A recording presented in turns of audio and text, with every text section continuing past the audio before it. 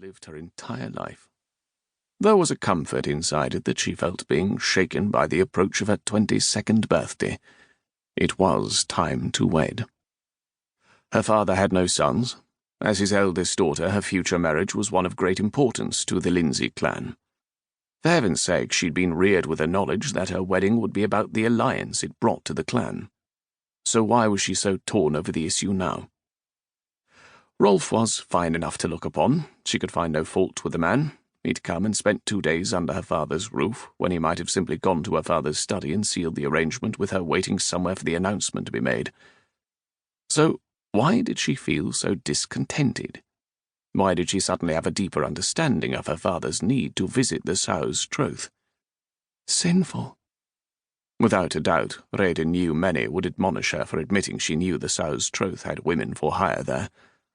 Well, she wasn't a lackwit. At least in her bedchamber she didn't have to appear like one.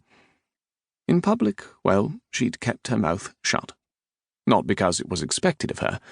No, Rhedyn would mind her tongue on the subject because she suddenly understood just how little affection there might be in her own marriage.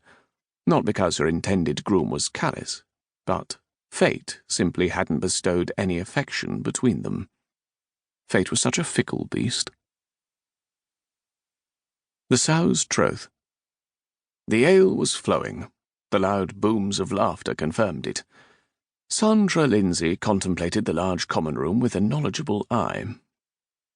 Retainers from 3 different clans were represented at the long tables. Tonight they appeared to be men who knew the house rules. Her rules. There was no grumbling, and they kept their animosity confined to the games of dice and cards they were engaged in. Sandra nodded approvingly before pointing to 10 women waiting for her instruction. The moment she motioned them toward the common room, they picked up pitchers and glided forward. Their bodices were cut a bit lower than the respectable women of the village, and Sandra's patrons smiled with appreciation. The women made slow progress between the tables. They lingered over each cup they filled, allowing the men in front of them a good look at their cleavage. While they all wore linen caps on their heads, their hair flowed down from beneath those head coverings. Sandra didn't run a common whorehouse. Oh, yes, she was a madam, but she considered herself a woman who lived her life according to arrangements that she made for herself. Freedom. She'd had a husband once, one who had used her as he pleased, when he pleased, and satisfying her had never been something he'd concerned himself with. Now, when she allowed a man to take her to bed, he knew he'd better see to her needs, or it would be the last time he was welcomed into her establishment. Evening, lass. Colm Lindsey spoke from the top of the stairs. He'd venture no further until she granted him permission. The 2 burly men she kept well fed and near at all times would see to it.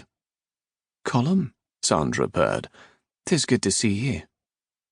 Sandra gestured her guards away. Colm tilted his head to one side and offered her a wink. There was still a hint of a spark in his eyes, even if there were wrinkles from age on the side of his face. "You knew I'd come, woman," Colm admonished her softly. "I'm helpless against your allure." "Hush," Sandra said as she patted the place next to her on the end of the bed she sat on. Above stairs there were only beds. Her girls only served 1 client a night. The men below in the common room understood they'd need more than silver to win one of the beauty's favours. Colm settled next to her, and she smiled as she caught the scent of his skin. He was freshly bathed, a hint of rosemary clinging to him. A courtesy her husband had certainly never afforded her. Sandra banished the memory. She turned and offered her full attention to Colm, her lover. Oh yes, label her scandalous, and she would smile proudly, for respectability had never awarded her with happiness. So she'd take a different path, one of her own choosing. Ian Mackenzie had heard of the sow's troth. He rode into the village at the crossroads, desire making his members stiff. He paused outside the tavern, taking note of the well-kept look of the place. "Appears to live up to its name, lads," Ian declared as his men clustered around him. "Let's find some entertainment." He charged up the steps. Ian pushed the doors open and grinned when he got a glimpse of the women pouring ale. He rubbed his hands together as he looked each one over. A blonde caught his eyes, which he turned away instead of venturing over to serve him. He stood for a long moment in the open doorway. A man came forward, wearing an